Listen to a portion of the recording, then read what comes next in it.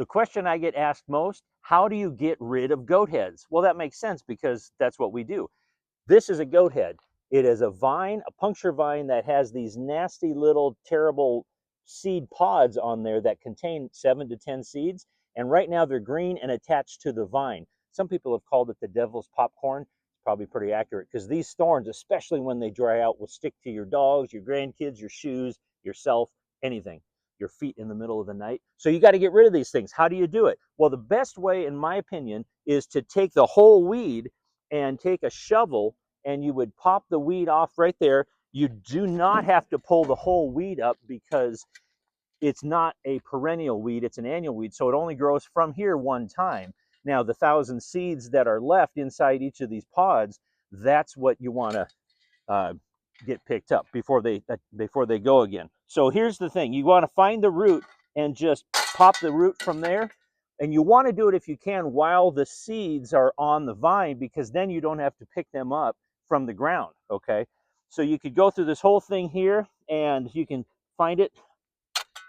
It just got me with my hands. But there's a whole bunch of pods and seeds right on this vine right here. And all you do is you take them right here and burn them. Now, some people say, what about burning them? Yes, you can burn them, but you have to obliterate the goat head. If you want to just torch them and you want to char the side of the pod right there, all you're doing is making it easier for those seeds inside to escape. So if you're going to burn them, don't use this, or don't use even the big one connected to a 5-gallon propane tank. You want to obliterate them in a bonfire, because if you leave anything all the seeds, if you leave anything unburned, it's going to come back next year. So you want to obliterate those seeds in a bonfire. That's the only way to burn them. Now, if you don't want to get poked like I just did, one of the best ways is if you have one of these just standard old leather gloves to go ahead and pull them up like that. Once you've destroyed the root and pulled it up, you want to pull up the weeds. And this is a real good way to not get your hands all chewed up from goat heads.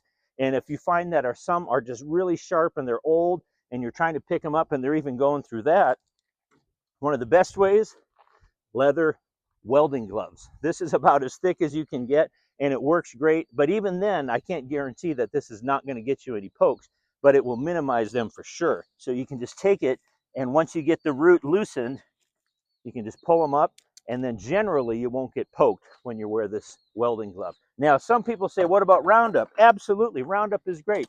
Roundup or any other kind of weed killer will kill the goat head weeds.